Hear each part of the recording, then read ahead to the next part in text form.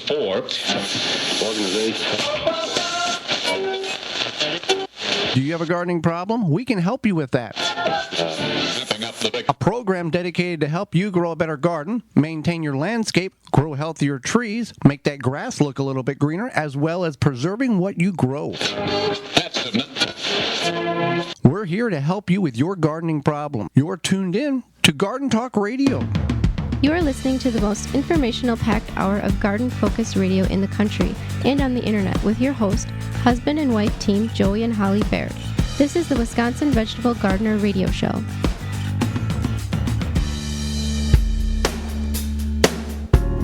Welcome to the Wisconsin Vegetable Gardener Radio Show. Thank you for taking time out of your day. The Wisconsin Vegetable Gardener Radio Show is presented to you by Power Planter Earth Augers, the official digging tool. To find the right size for your digging project, visit powerplanter.com. Thank you for taking time out of your day and joining us to talk gardening for the next hour. Whether you're listening through your radio on one of the 16 stations our show is being broadcast across the United States in 2020, or through a radio app, or the WisconsinVegetableGardener.com website, which is our website, and under the Season 4 tab at the top of the page. I am your host, Joy Baird. Beside me is my wife, co-host, best friend, and gardening partner, Holly Baird. You can find all of our programming at that said website, the WisconsinVegetableGardener.com. And this program is about you, for you, to help you grow a better garden, maintain your landscape, grow healthier trees, make your grass look greener indoors and out, as well as preserving what you grow. There's a number of ways in which you can contact us. And the first is you can send us an email at any time at gardentalkradio@gmail.com, gardentalkradio@gmail.com. You can also send us a tweet if you're on Twitter, at TWVG Show or hashtag TWVG. You can follow us on our social media platforms. You just search the Wisconsin Vegetable Gardener on anything, and you'll find us, as well as you can give us a call anytime, 24/7, at our number is 1-800-927-SHOW, 1-800-927-SHOW. If we can't get you on the program, leave a message. We'll call you back and address and answer the question in which you called about. So we're going to get in the program here. I wanted to give a shout out to the listeners up there in the Boston area on WCRN Radio. We heard from a number of you last week from the program, and we want to just say hi to you, as well as everyone else that listens, not only during our regular broadcasting schedule, but on podcast replay and in-studio video replay that you can capture all the shows on those platforms. We got a big show lined up for you, as we do every program. We don't go into a program going, well, we'll just slide through this one. We're going to be talking about how you can grow great tomatoes, as well as irrigation in the second segment. And our guest, she's an author and podcaster, Melissa Norris, will be with us and will answer your garden questions. So let's get into the topic of the program, the first topic, and that is growing great tomatoes, Holly. Most everybody that we know grows tomatoes, or 90-some-odd% of people who garden grow tomatoes. Either it's 1 or 100 or somewhere in between. But there is some techniques. Tomatoes is not an easy crop to grow. No, especially in the Midwest or northern climates, because you're basically trying to grow a tropical plant in a non-tropical area. And tomatoes also can be, especially heirloom tomatoes, they can be a little bit tricky. Now, if you grow something like a hybrid, you are usually pretty good. Well, let's talk about where to start, because now here in the northern portions of the United States, many of our listening areas, we're just getting to the point where we're getting very close to planting tomatoes, and there are other places that are listening that have already planted them. This is applicable for everybody. There are techniques in which you can exercise now, even if your tomatoes are in the ground, and also techniques in which you can practice and utilize before putting the tomatoes in the ground as well. So we'll start with seeds. You talked about heirloom and organic seeds, hybrid seeds.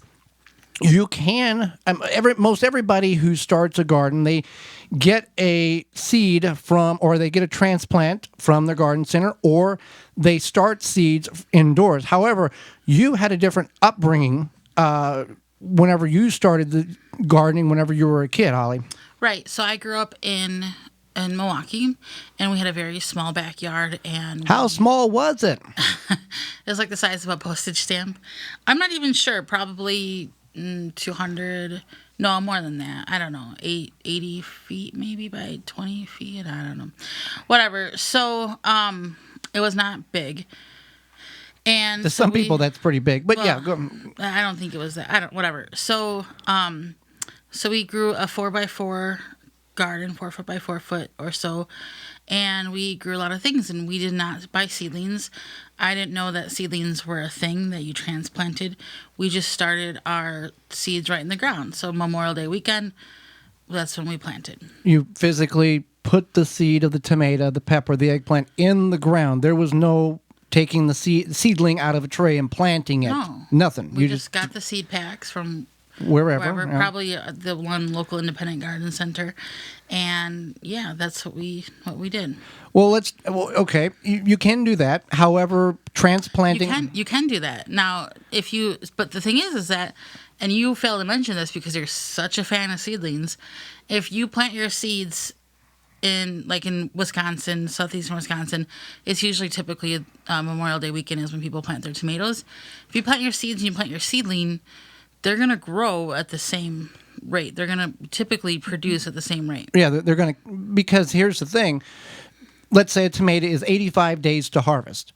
That's not 85 days from 6 to 8 weeks before your last average frost date when you started your seed in your greenhouse or in your grow room. It's 85 days from the time you put that seedling in the ground, and then you put a seed in the ground. At 85 days, that's when the counter starts for both of those particular plants, and they will harvest at the same time.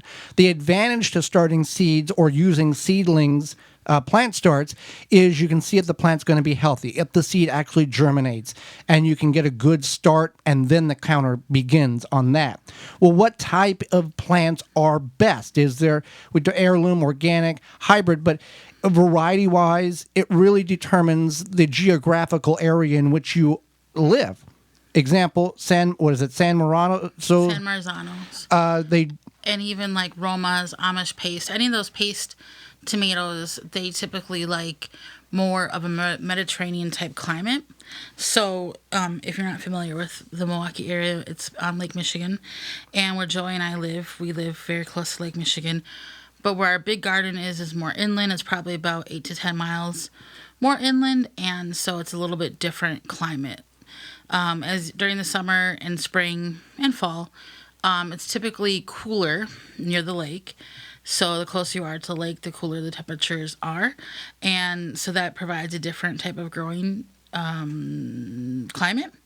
And so you got to think about that. If you don't have success growing a certain type of tomato, don't feel like you failed. You have to ask around. Mm-hmm. What works best in your particular growing area?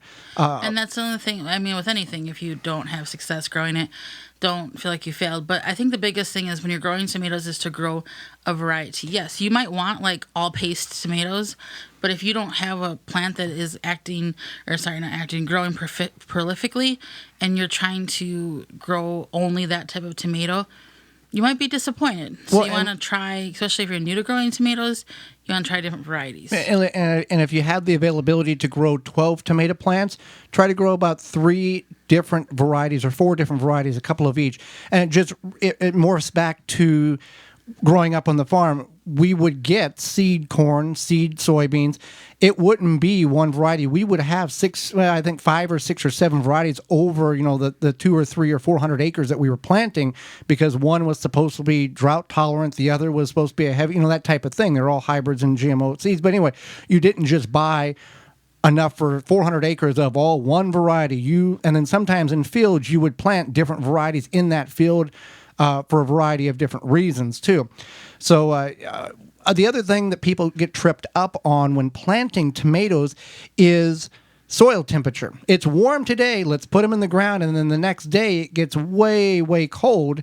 You have to look at the long-range forecast, and that soil temperature needs to be about 50 to 55 degrees minimum, consistently at root zone. And I think the thing is that a lot of people get excited, especially beginning part of May, if you're in a climate that typically you don't plant your tomatoes till after Memorial Day or around Memorial Day. Sometimes we get those like 60, 70-degree days in the beginning of May.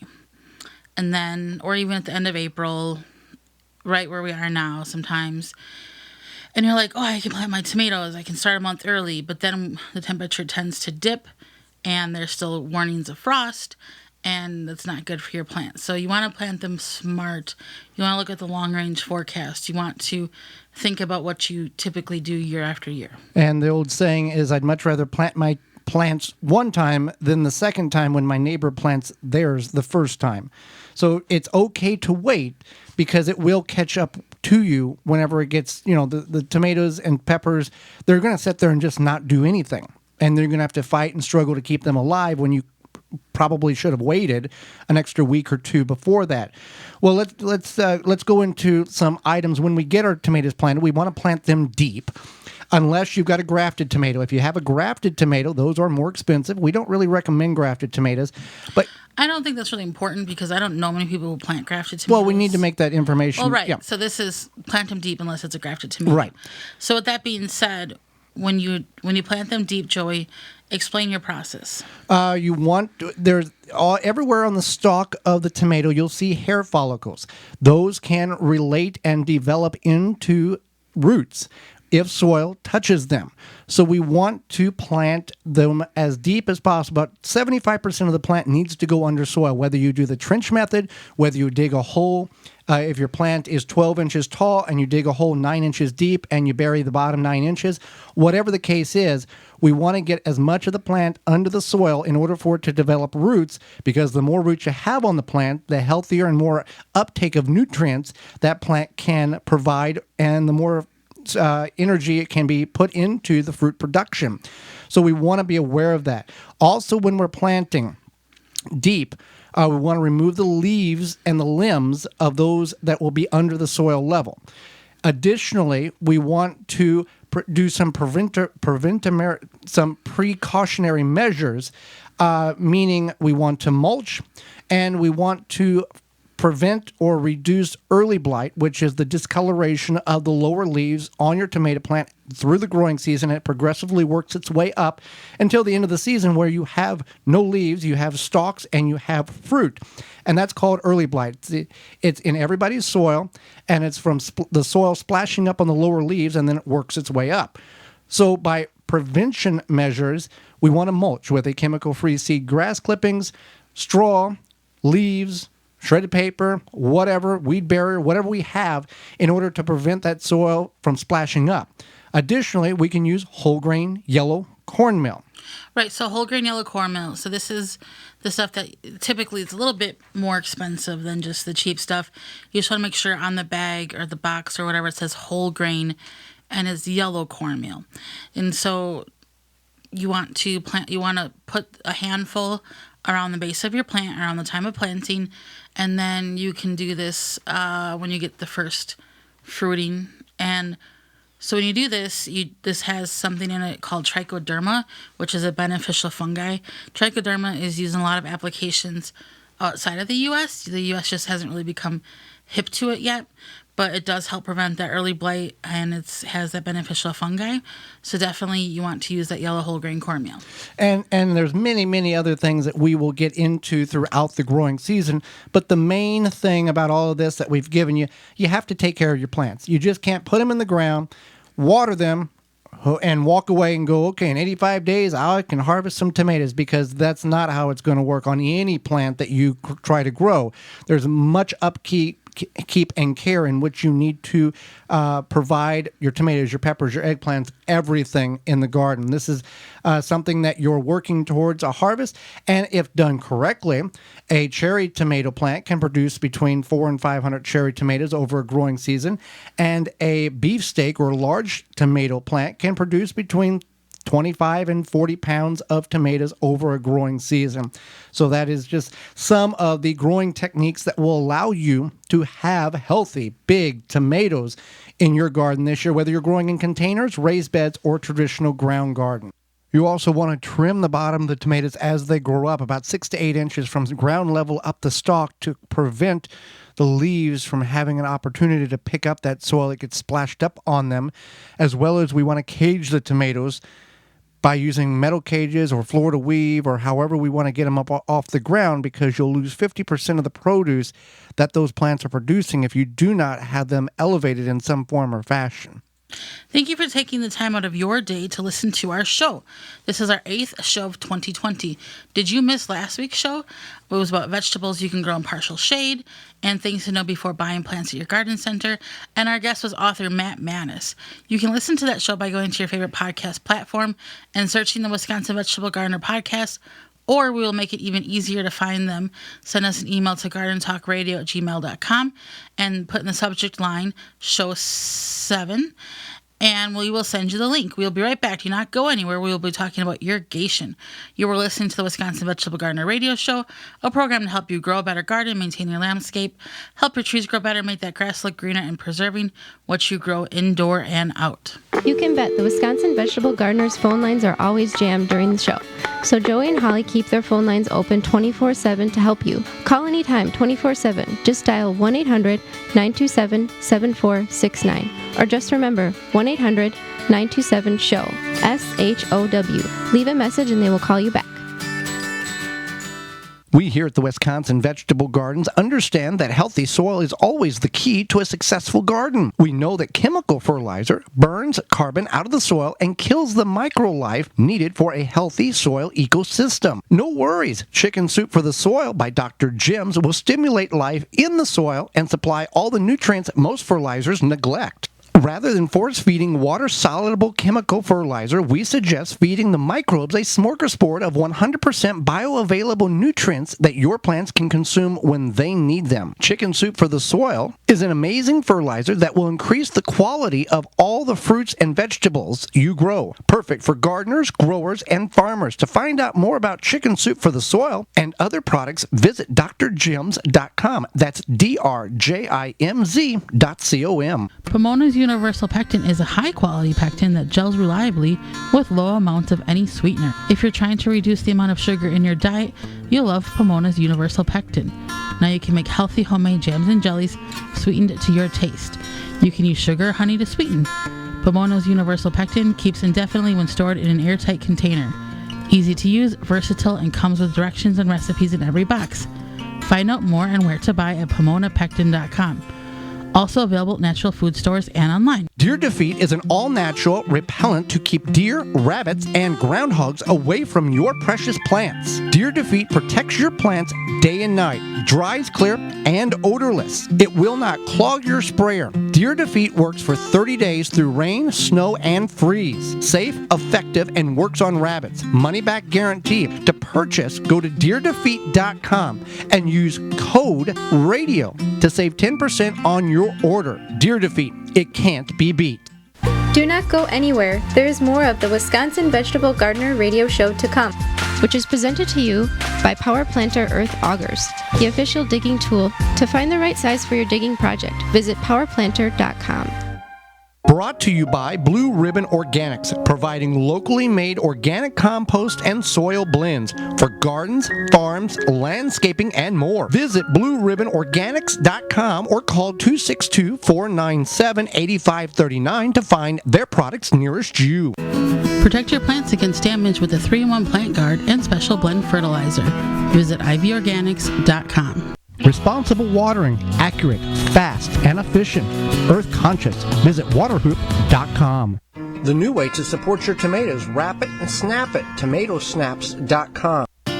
Seed Savers Exchange has been saving, preserving, and sharing heirloom seeds since 1975, and today continues to provide those seeds to gardeners just like you. With 600 plus varieties offered in this year's catalog and 18,000 listings on their exchange, their gardener to gardener seed swap, Seed Savers Exchange is keeping cherished seed varieties alive. Visit seedsavers.org to request a free catalog or to purchase seeds online for this year's growing season. That's seedsavers.org. When it comes to bulk landscaping materials, Blue Mills Garden and Landscape Center is where everyone goes. Whatever the project, we have the materials you need with over 40 varieties to choose from. Soils, mulches, gravels, decorative stones, fresh cut sod. Blue Mills has these products in stock and ready for easy pickup or fast delivery. So what are you waiting for? Now is the time to get your yard back into shape. Stop in and pick these materials up or call us for delivery today. Nobody does bulk landscaping materials better than Blue Mills Garden and Landscape Center. Blue Mills, 4930 West Loomis Road, 414-282-4220. The Wisconsin Vegetable Gardener Radio Show is brought to you by the following: Neptune Harvest, Happy Leaf LED, Dripworks, We Grow Indoors, Deer Defeat, Harvest More, Blue Ribbon Organics, Blue Mills Landscape and Garden Center, Chip Drop. Find all sponsors at the WisconsinVegetableGardener.com and thank them for their support. Now back to the Wisconsin Vegetable Gardener Radio Show, which is presented to you by Power Planter Earth Augers, the official digging tool. To find the right size for your digging project, visit powerplanter.com. Now here are your hosts, Joey and Holly Baird.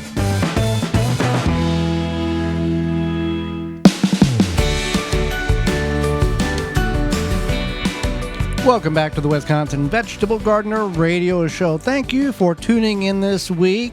We appreciate you, and we appreciate wherever you're listening and however you're listening to the program. It's always nice to hear from people who say, hey, I've listened to it, I'm listening to it, and we enjoy the content. It means a lot to us.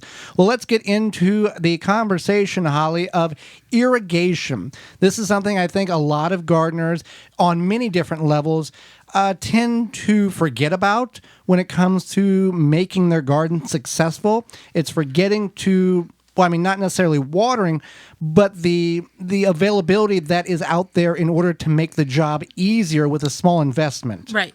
And that's one thing, is that you can grow, plant, whatever. You can weed, you can mulch, you can do all this stuff. But if you're not watering consistently, if you're not paying attention to the watering process, your garden, have enough water, things like that, it's going to become a problem. As a plant that gets stressed because of lack of water is susceptible to disease, and it's going to take more essentially for it to grow. Just like us humans, it sets the plant back. It sets the plant back. Just like us humans, if we're dehydrated, a lot of times we feel tired, fatigued, whatever. The same thing for your plant. So irrigation, first of all, is an investment. Mm-hmm. You're going to pay for your irrigation up front. It's going to last you a good few years, but it is going to cost a little bit more during that initial investment. But that's just it. It's an investment. So if you're looking for a quick, cheap fix, irrigation is not for you. You're going to be disappointed, right? Because El Cheapo means not last long. Right. But if you're looking for, I've established this area, I'm going to grow here for a number of years, then I would definitely invest in some irrigation, especially if you have varied waterfall, things like that. Now, we do have a couple of companies that are associated with irrigation in some form or another, involved with water. Dripworks, they provide quality drip equipment and irrigation systems to people who wanting to reap the savings and benefits of using drip irrigation. We have Water Hoop, #1 rated sprinkler for watering trees, shrubs, gardens, flowers, multiple adjustments to that and multiple uses, as well as the world's coolest floating rain gauge, so you know how much water you have, whether you need to turn the irrigation system on or not. It's a floating tube that measures the rainfall, and it's a award-winning rain gauge. It's easy to read from a distance and fun to use. So 3 products there from 3 companies that support the program that have some association with water and water usage, or what you need to put on your garden. Now, some people might wonder, okay, so do I need to get like above ground sprinklers, soaker hose, mister, a direct drip, direct drip irrigation? Drip irrigation. Yeah, so what's best for me, that depends on A, how much you want to invest, and B, how big your garden is, and also kind of how you have things laid out. Now, with a drip irrigation at root zone, it will drip the water at a steady rate at a certain duration, and it's more concentrated to the plant rather than an over-the-head watering system. Now, there's nothing wrong with the overhead watering system.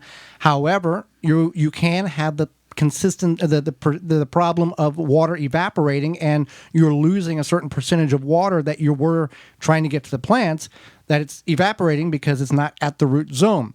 And the old garden myth of, well, if the plants get wet in the sunlight, they will burn. That doesn't make any sense, because it rains and then the sun comes out. And if that was the case, everything on this planet would be burnt up, because the sun microscopically goes to the water droplet and burns holes in the plants and scars the leaves. It's not the case. So don't worry about that. But there is some things that you need to be aware of if you do above ground watering. Late in the evening, based on the time of the year, the water can set on the leaves and cause mildew issues. So it depends on that. When you do it at drip level at the root zone, you don't have to worry about water standing on or pooling up or getting on the leaves and potentially causing mildew issues or other diseases, because it hasn't evaporated off before the nighttime falls.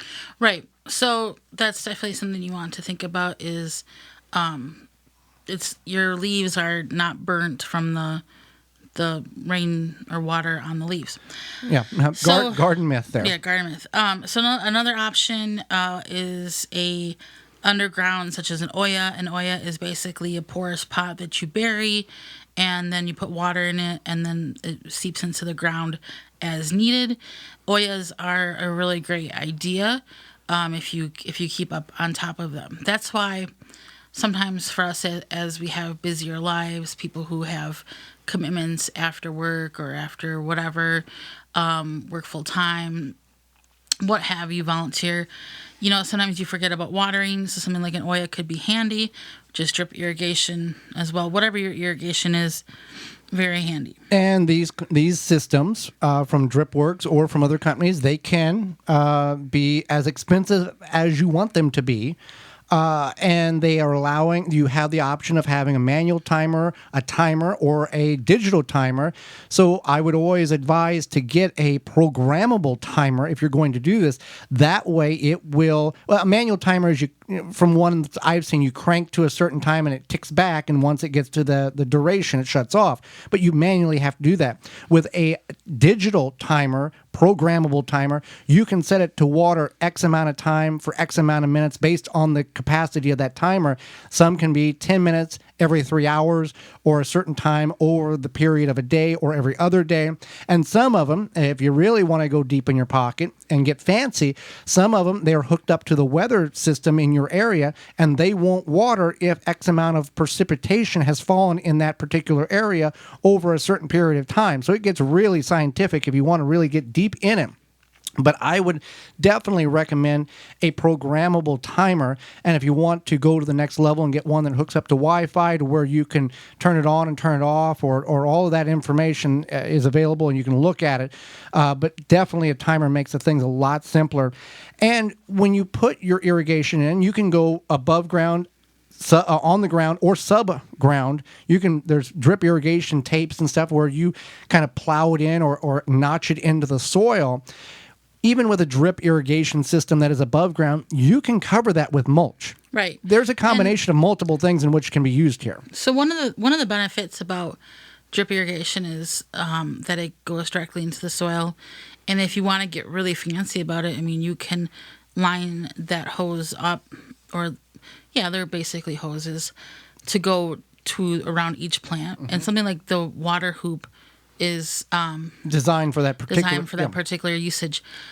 So you can get really precise with this, and I think for some people that is good, especially if you live in an area that might have a lot of droughting, you might have water restrictions, what have you. You can get precise right to the root of each particular plant if you wanted to. But I agree with the mulching. The good thing about mulching, no matter what you're doing, if you're watering with a hose, watering can, irrigation, above ground, whatever, mulch helps keep that moisture in your soil. It also prevents stuff from splashing up on the leaves of your plants, which is good too, especially if it rains, especially you get one of those big soaker thunderstorms. So mulch is good, and mulch helps keep that moisture in. It helps sometimes suppress weeds. Mimics nature. If you've ever gone hiking anywhere, you go out, you don't see bare soil in the woods. You see the leaves that have fallen and the brush and all of that stuff. So definitely I would recommend mulch. Absolutely. That's the way to go with that type of thing. Now, with a drip emitter, some of these can drip a half gallon an hour based on the programmable system in which you have. Soaker hoses, if you are concerned about what may be made of the soaker hose, some of these soaker hoses are not safe to use. Because there are chemicals in which, when you get down to it and you start searching terms, they're very highly toxic. And so, same as garden hoses. There's some garden hoses that are not safe for quote-unquote human consumption of the water that comes out of it. So keep that in mind when you're doing that. Let's talk about rain barrels briefly. Rain barrels are not going to have enough gravity fed in order to utilize in a irrigation system. No, you'd have to invest in some sort of pumping system. But the nice thing about rain barrels is that you can, if some people enjoy watering their gardens, so you could, one day or whatever, not use the irrigation and water by hand. Containers. You can water containers. Yep. You can, maybe your vegetable garden is too complex, but you could water your flowers. Definitely, we would advise to use a rain barrel, utilize a rain barrel, because there's many uses for that water. And whenever you do a rain barrel, put it up high enough on a pedestal in which you can utilize the gravity fed on it, so you're not trying to fight with it in order to get the water out of it. So irrigation, take a look at it, see if it's something that works for you. They've got irrigation for containers as well as raised beds and ground garden. Well, it is warming up, and I know you want to make sure you can enjoy your yard without sharing it with beetles and grubs. Absolutely. With spring right about here in just a few days, if not already here for many of us, it's time to start thinking about how to control those beetles and grubs in your garden and your yard. Well, Grub Gone is here, and Grub Gone can be applied directly to the turf, garden, or around ornamental trees to control those grubs and lessen the impact of beetles that have been devastating your yard for years and your garden, and you can take care of it all summer long. It's easy to use. It biologically specifically targets grub and beetle invaders without harming beneficial insects such as bees, ladybugs, and butterflies. And to be honest, it's the only non-chemical that works. You can go to phyllombioproducts.com. That's PHYLLOM bioproducts.com. It works very well, and it's organic, and if you have not used it, you need to look into it. Well, we'll be right back. Do not go anywhere. We will have Melissa Norris, author and podcaster, with us. You're listening to the Wisconsin Vegetable Gardener Radio Show, a program dedicated to help you grow a better garden, maintain your landscape, grow those trees healthier, make your grass look greener, as well as preserving what you grow, indoors and out. Got a question for Joey and Holly? Send it via email anytime to gardentalkradio@gmail.com. Planting conditions are always favorable with the Power Planter Earth Auger. No matter what the job is, Power Planter has the right size for you. Simply attach to a drill and let the Power Planter do the work for you, creating holes fast and efficiently with ease. Find the size that fits your project at powerplanter.com. Tree Ripe Citrus Company has top quality produce that comes right to your neighborhood with the freshest peaches and blueberries you'll find. To find locations, go to tree-ripe.com. Do not settle for the rest when you can have the best peaches and blueberries with Tree Ripe Citrus Company. Go to tree-ripe.com. Make watering easy. DripWorks provides quality drip irrigation supplies and equipment to gardeners just like you for all your growing needs across the U.S. and Canada. Purchase online at dripworks.com. The number one key to healthy, productive plants are the roots. Starting from seed to full-grown plants, rootmaker.com has the answer. From seed starting trays with an innovative design that air prunes the roots, creating a fabulous root system, never again will you have root-bound plants. To multiple gallon grow bag sizes to raised beds, rootmaker.com has your grow needs covered. Visit rootmaker.com. Use coupon code TWVG at checkout and get 10% off your entire order. Do not go anywhere. There is more of the Wisconsin Vegetable Gardener Radio Show to come, which is presented to you by Power Planter Earth Augers, the official digging tool. To find the right size for your digging project, visit powerplanter.com. The Simply Solar Greenhouse is a one-piece molded fiberglass greenhouse that is easy to install and maintain. Multiple sizes available. Check them all out at migreenhouse.com. The Wisconsin Vegetable Gardener Radio Show is brought to you by the following: Phylum Bioproducts, Spartan Mosquito, Dr. Jim's, Nasala Kabucha, MI Greenhouse LLC, Green Gobbler, Water Hoop, Seed Savers Exchange. Find all sponsors at the WisconsinVegetableGardener.com and thank them for their support. Blue Mel's Landscape and Garden Center is the place for all things gardening. We had another load of compost delivered to our garden this past week, and they are busy. So now is the perfect time to get your products scheduled for delivery on your property. They've got 40 varieties to choose from compost to wood chips to sand to gravel and everything in between, as well as their greenhouse, their nursery. Their greenhouse will be open in a matter of weeks. There will be some rules and restrictions on how to go in and purchase plants, but they will have that available. So be looking for that. You can find all this at Blue Mel's Landscape and Garden Center at 4930 West Loomis Road, just off of Layton in Greenfield. You can give them a call at 414-282-4220 and check everything out at bluemels.com. Now back to the Wisconsin Vegetable Gardener Radio Show, which is presented to you by Power Planter Earth Augers, the official digging tool. To find the right size for your digging project, visit powerplanter.com. Now here are your hosts, Joey and Holly Baird.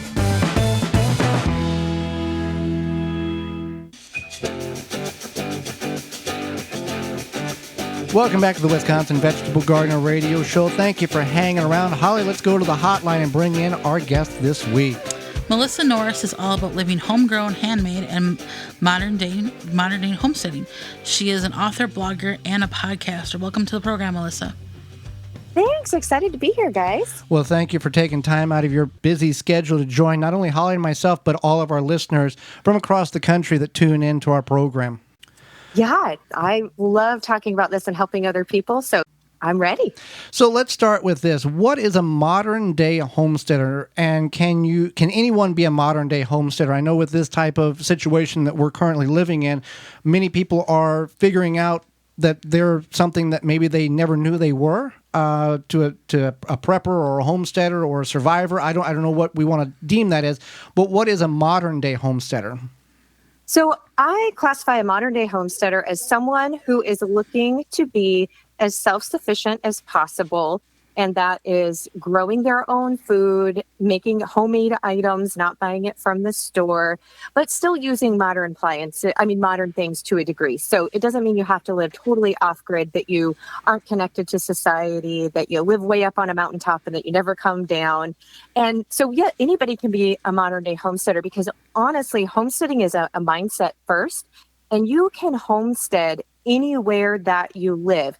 Now, if you live in an apartment, high five to my apartment homesteaders, you might not be able to raise livestock. You might not have acreage to do as much as someone else, but there's all things. I mean, everybody, no matter where you live, there's things that you can do. And for a lot of people, that's going to start in the kitchen. And a lot of people right now are realizing this. There's not homemade bread on the store shelves, amen, but there may not be bread even on the store shelves. There may not be some of those in things that people are used to buying, or for states who have shelter at home things, they're not supposed to be going out to the stores as often. And so people are having to learn to make homemade versions more so than maybe they ever have in the past.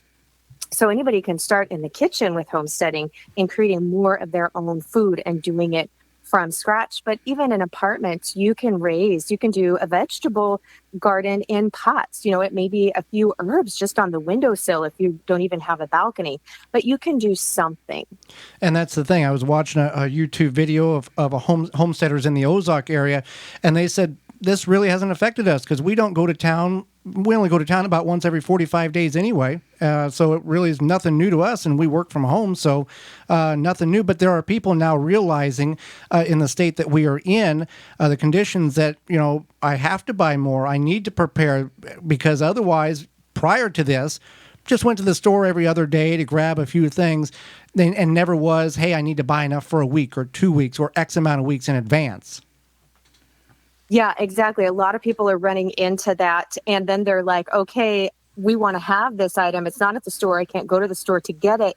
And so they're now looking for ways to make it at home. And, we live pretty rurally, and I try not to go to the store usually like 2 times a month. And I've got kids and things, and normally they have outside activities. So I'll be going to different sporting events. But my goal is to only go grocery shopping once or twice a month. And that's mainly for perishables. One of the only things that we're not self-sufficient with here on our homestead is I don't have a dairy animal. We raise all of our own meat and most of our vegetables and fruit, but I do go and get milk and cream and butter because I consider those definite essentials. But yeah, it's having, stocking up. And you really don't have to stock up on as much stuff as people think. If you've just got some basics, there is so much that you can make with just a few basic things like flour. You don't even have to have store-bought yeast. You can use flour and water to make a sourdough starter and make your own homemade yeast. And then if you've got water and salt, you can make quite a few different types of breads. And then if you just have a little bit of fat and an egg, maybe a little bit of butter or coconut oil, I mean, you're pretty much set to bake and make almost anything that you would normally be buying from the store. That's pretty amazing. Now, even if somebody lives in an apartment or has very little space to grow, what can they do to have their own little homestead where they do have some self-sufficiency with vegetables or some fresh vegetables? Yeah, well, one of the things is almost everybody can do some type of herbs. Herbs are great because you can do them in a very small pot. I've actually grown basil in the winter months just inside a quart-sized mason jar. So I say that you can do herbs, and herbs are great because they offer so much flavor for being a small plant. You usually only need a couple of teaspoons, maybe a tablespoon of fresh to flavor an entire dish, but it will really, it gives you some fresh greens and nutrients, and you can do it in small amounts of space. And you can get a harvest relatively fast with things like basil. You plant them from seed, and they're going to be providing for you within a month or so. Some other things that you can do if you live in an apartment or even in a small space, and we even do it in the winter months because we're so far north here that I can do very few things with that, even with cold frames, is microgreens and sprouts. So you can grow sprouts in a mason jar with just some water and have sprouts, which are fresh greens, ready to go in just 3 days' time, no dirt. And microgreens you can plant in just I just use old lettuce containers. And you buy lettuce from the store and they have those like clamshell tops. I save those, and you can grow microgreens in them. You can use a bread pan. You just need about 2 inches of dirt, and you spread your seeds on top and you water it. And usually within 2 to 3 weeks, you've got microgreens that you can start harvesting and putting on sandwiches and in salads, into casseroles and soups. But it provides you with those fresh greens. You don't even really need a grow light. A sunny windowsill will work for microgreens. Now, for microgreens and sprouts, what varieties of plants are we utilizing, or can it be anything, or is there certain guidelines that one needs to follow? Yeah, so the beautiful thing with doing microgreens is you can really do any type of seed. A lot of people like to do sunflower seeds. Peas are great because if you do pea seeds, those are one of the few microgreens that you can clip off the tops and they will continue to produce for you. A lot of the microgreens like the sunflower seeds, broccoli is another one because broccoli sprouts have so much nutrients packed into them and vitamins.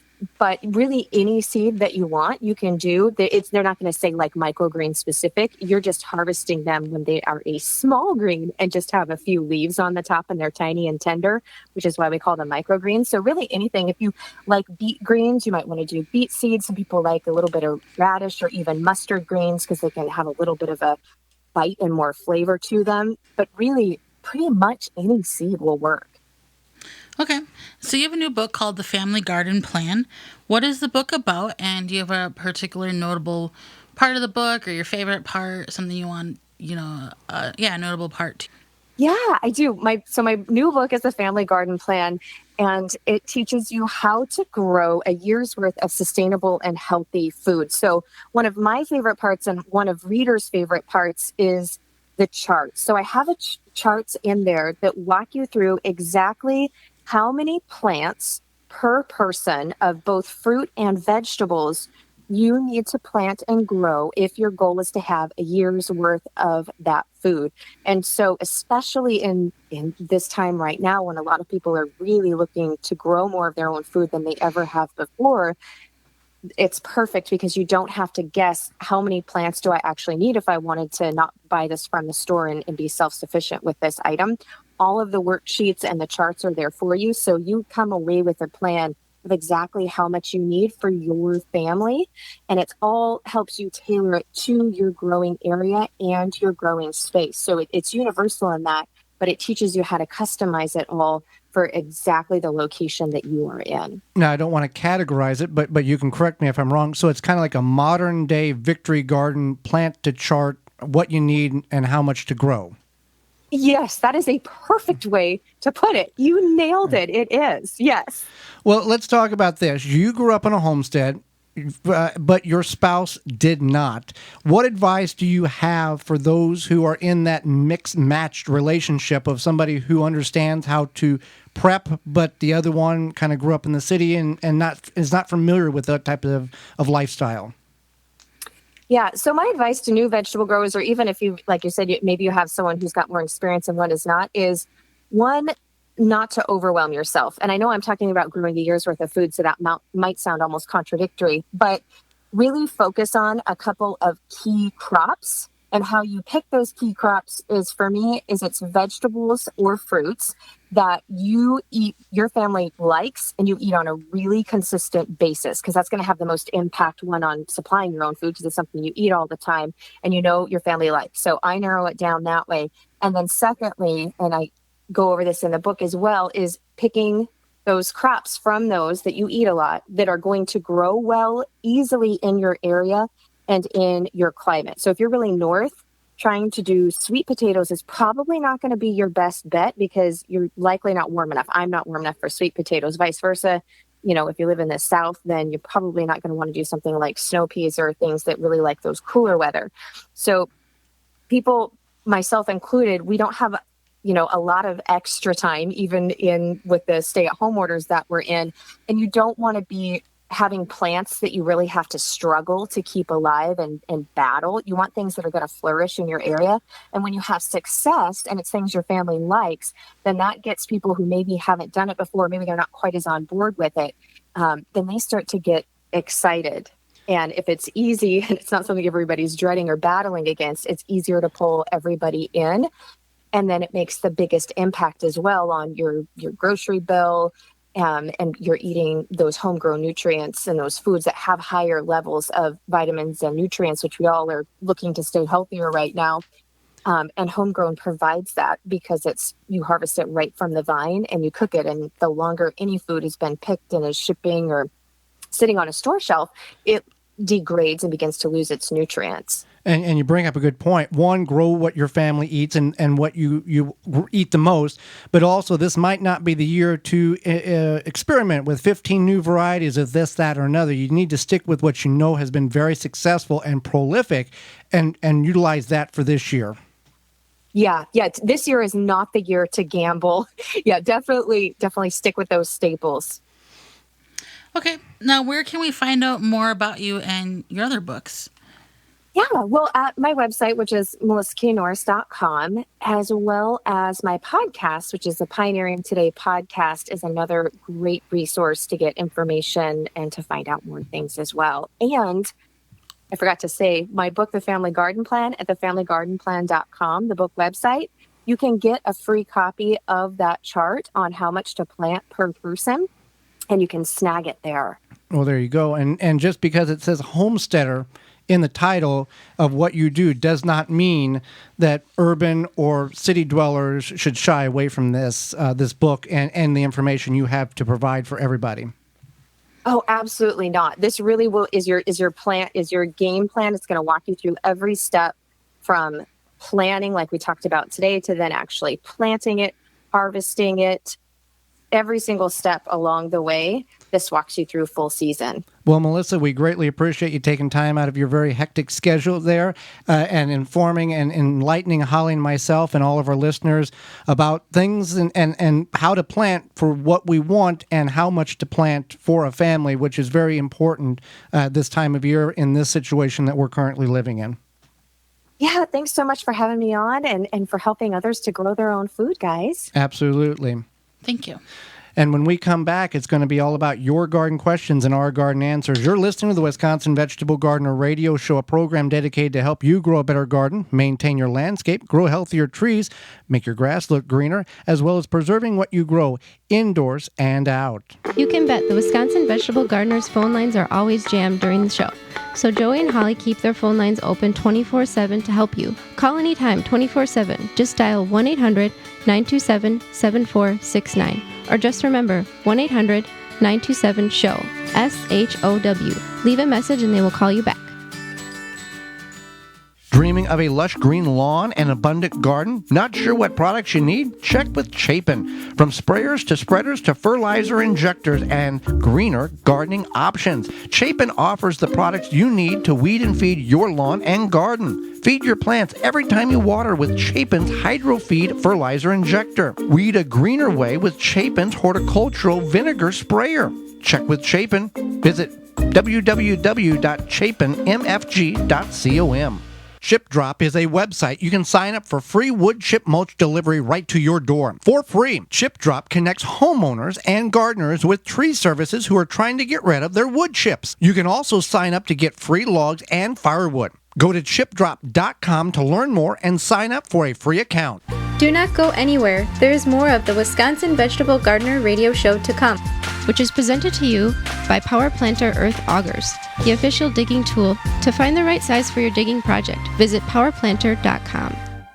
Trim Bin turns any chair into a workstation. Comfortably sort your herbs, dried flowers, cannabis, and more. Easily collect pollen with the static brush and mirror finish collection tray. High walls keep your work contained. To get yours, visit harvest-more.com. Made in California. Conserve water, save time, reduce runoff, eco-friendly. Visit waterhoop.com. Grow, grow, grow, grow. Give your plants what they need. Neptune's Harvest. Grow, oh, oh. Grow, grow, grow. Hello, gardeners. It's Ann from Neptune's Harvest Organic Fertilizers in Gloucester, Mass. Neptune's Harvest shows amazing results on everything you grow. Grow, grow, grow, grow. With Neptune's Harvest, the results will show. Show, show, show. This ain't no jive. With Neptune's Harvest, your plants will thrive. We're not kidding. Your garden will be award-winning. Neptune's Harvest is available at your local garden center or grow store. To learn more, go to neptunesharvest.com. Grow, grow, grow. Neptune's Harvest. Stay tuned and you can win a gallon of Neptune's Harvest Liquid Fertilizer, a $50 value, following the commercial break. Blue Mel's Garden and Landscape Center offers an awesome selection of high-quality garden and landscape products. We have just the plants you're looking for: annuals, perennials, veggies, herbs, and more. Plus, you can always count on us to answer all of your questions and offer expert advice. Blue Mel's also carries the largest selection of bulk landscape materials in the area. Enjoy a beverage from our coffee shop while your kids run around in our huge playground. Join our growing list of highly satisfied customers. Visit the garden center that offers everything you're looking for. Visit Blue Mel's today. Blue Mel's, 4930 West Loomis Road, 414-282-4220. The Wisconsin Vegetable Gardener Radio Show is brought to you by the following: Power Planter Earth Augers, Ivy Organics, Root Maker, Pomona Universal Pectin, Chapin Manufacturing Incorporated, Pro Plugger, Tomato Snaps, World's Coolest Floating Rain Gauge. Find all sponsors at the WisconsinVegetableGardener.com and thank them for their support. Now back to the Wisconsin Vegetable Gardener Radio Show, which is presented to you by Power Planter Earth Augers, the official digging tool. To find the right size for your digging project, visit powerplanter.com. Now here are your hosts, Joey and Holly Baird.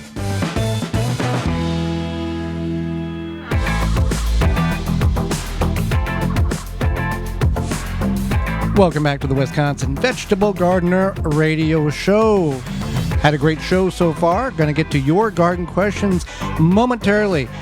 You can find all the information out about what we do and all of our programs and past shows at the WisconsinVegetableGardener.com. That's where everything is located. Well, during the break, you heard that you could win a prize package from Neptune Harvest. Holly, what is the rules, regulations? And then I will give the question and tell them how they can enter to win. Sure. So it's open to listeners 18 years and older living in the contiguous United States. The prize will be shipped to you. This ends on April 30th at 9 a.m. Central Standard Time. For the details, go to WisconsinVegetableGardener.com and click on the giveaway tab at the top of the page. To enter the chance to win, you must email gardentalkradio@gmail.com with the correct answer, and in the subject line put "Enter Me." No purchase necessary. You will receive 1 gallon fish and seaweed blend, 1 4-pound bag crab and lobster shell blend, 1 4-ounce best yet biting insect spray, also a shirt, a hat, 2 koozies, and 2 stickers. How does that sound? It's a $150 value. The question is, what is a garden myth that you have heard and that you know is not true? To enter, you can send 1 garden myth, and you can email gardentalkradio@gmail.com with your name and the answer, and the drawing will be this Thursday. Okay, let's get to some questions, Holly. If you want to send a question in, you can do that at gardentalkradio@gmail.com, or you can give us a call at 1-800-927-SHOW. If you catch the carrot tops going to seed, can you remove the flower heads? Will it force the plant to send more energies to the carrots underground? No, because once the carrots have gone to seed or sprout, or the seed heads, they've already been in the ground too long. They're already changing their chemistry inside of the carrot itself. And if you cut the top off, it's not going to revert into a carrot in which you can utilize. They're already beginning to focus on seed production rather than the root of itself. Okay, so Kathy asks, is there a bagged type of compost you recommend to use in a raised bed? So you want to get a raised garden bed mix if possible. It's similar to a potting mix. If you make your own raised garden bed mix, you would use 50% of like a garden soil, 50% potting mix for a good drainage and aeration. You could take something like compost and then mix that with a topsoil with maybe some vermiculite, a little bit of sand, just depending on what you want to grow also. But just for a good raised bed mix, you want to do a raised bed mix or even just a potting soil mix. I want to go back to the carrot question and clarify. Carrots go to seed in the second year. However, if it's extremely hot and the temperatures are stressing the carrots out, then it will go to seed, and you want to keep the carrots watered, and they take about 70 days to reach maturity. If you let them sit there for 90 days, you're going to see this occur even in the first year. So keep that in mind, that it will occur even because they're sitting in there too long and they haven't been harvested. Okay, so I have 6 4x8 foot raised garden beds that I put them in about 5 years ago. I was afraid to use treated wood, but now the carpenter ants love this wood. They're eating them up. So should I use something like PVC planks? Some, treated wood still has, some of it has some warnings. What should I use? Well, PVC planks will work. Now, that is the compressed plastic material that a lot of times are used for decking and other construction projects, and it will work. There are a lot of raised beds that are made out of this material. What I would advise is to shy away from dark colors, because that's going to absorb heat and radiate it into the soil and cause the soil to dry out quicker in the hot portions of the summer. So I would recommend a lighter color, a white, a grayish color. Try to avoid the black, dark colors that's going to really radiate heat into the soil. And in that can, even if you're watering, that can, accelerate the heat in the soil and can cause problems with your plants, because a lot of plants react to soil temperature, not necessarily ambient temperature. Okay, so what is the best way to harvest microgreens? Will they continue to produce as you harvest them? Microgreens, you just want to cut them off after about 2 or 3 weeks of growing. They're going to be about 2 or 3 inches tall. And peas are about the only microgreen that if you do cut them off at that height, they will regrow, but it's basically a one and done deal. And you'd want to take an 10 by 20 tray and plant in succession, so you don't have a whole tray of microgreens at one time. You could do it in thirds, and that way you can have a little harvest sustainably throughout a certain duration of time. So Emily asks, my beets say they tolerate frost, but if we need a certain temperature to germinate, should I germinate them inside, put them outside in the chilly weather as soon as I see the green buds, so the green buds can be exposed to 30, 40 degree weather at night? No. You can start beets inside. We've done that. And then transfer them outside and through the hardening off procedure at the correct time. By doing this, you're going to actually put the plant more in a shock than anything because you're taking it from, let's say, 70 degrees and then transitioning out to 40 degrees. The best thing you can do with beets is go ahead and plant them in the ground. We done it this week. The soil was a little on the cold side. However, in nature, the seed is going to sit there until the temperatures are adequate, and then it's going to sprout. So don't worry about starting it indoors, and then as soon as you've seen it sprouting, get it outside. Just go ahead and direct sow it. And when I say when the temperature is adequate, I'm not saying the soil is 26 degrees. Let's go ahead and plant the seeds now, and then when it gets warm. I mean, if the seed needs to be planted at 50 degrees and it's 42 or 43, yeah, it's fine. Go ahead and put it in the ground, and then when the temperatures warm up, they will grow and germinate just fine. One more question, Holly. Bud writes in, I'm growing tomatoes in fabric bags this year. What model drip system do I need? Well, we talked about a little bit in the second segment. DripWorks, they have a couple of drip irrigation kits for containers, and they have one that has the timer or with a timer or without a timer, and it can do up to 20 pots. And you can go to dripworks.com and look at their patio selection, I believe it's called, and a container irrigation system, deck garden irrigation system is the correct term that you would search for, and they can set you up with anything and everything that you possibly could imagine in regards to irrigation for your containers that will work in the containers, the raised beds, and traditional ground. Well, we appreciate you taking time out of your day. We are out of time, and we thank you for yours. Miss any portion of this program or want to revisit it, you can do that by going to the WisconsinVegetableGardener.com and clicking on the Radio Season 4 tab at the top of the page. Or we can make it easy for you. Send us an email at gardentalkradio@gmail.com, and we will send you the link to the show. And if you're missing past shows, we can get you caught up on that, as well as we have in-studio video of each program as well. Tell your garden friends that this program is on the radio and podcast, because that's how our message gets shared to the world. Join us next week. On the show, we'll be talking about 5 good bugs you want in your garden, and also 5 bad bugs you really don't want in the garden at all. And we'll talk farmers markets. Our guest will be our garden trend expert, Kate Dubois, will be with us, and we'll answer your garden questions. And until next week, for Holly Baird, I'm Joy Baird, and we will see you in the garden.